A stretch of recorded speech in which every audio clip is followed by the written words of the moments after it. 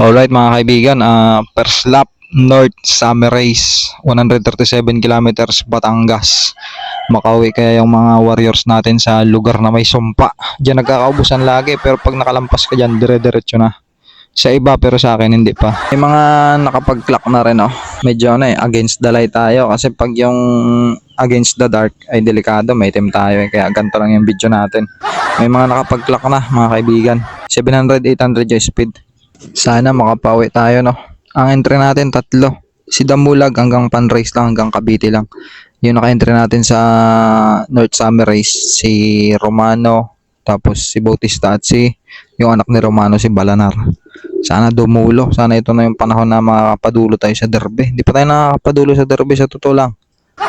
Ayun, time check 9:04. 11 pa yung speed natin hanggang 9:11, di ba? Malay mo mag 11 tayo ngayon, wala imposible, di ba?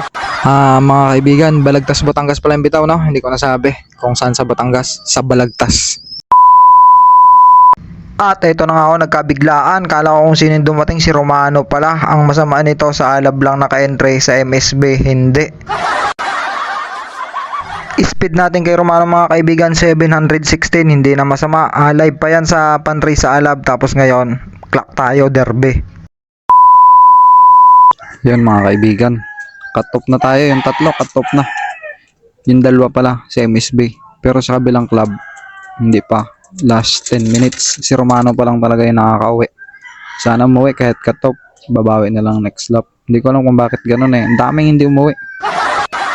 Minimum speed kasi sa MSB 700, tapos dun sa kabilang club nakatagos 600. Ang problema nito, si Romano na entry lang natin sa alab, hindi natin natagos sa MSB, sayang. Pasok pa sana 716. Cut off na yung tatlo, yung pinagkakatiwalaan natin, sila pa hindi umuwi. Pero hintayin natin yung maghapon, alay makauwi pa din.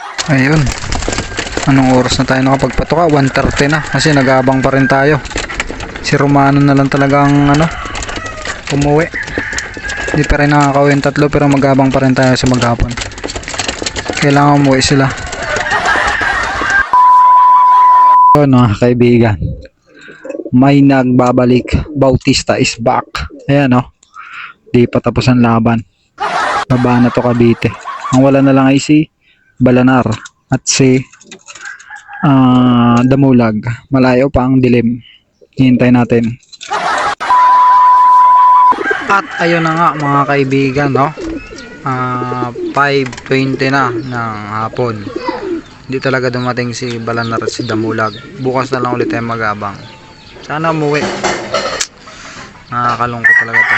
First lap pa lang puro kada first lap ganun yung nangyayari.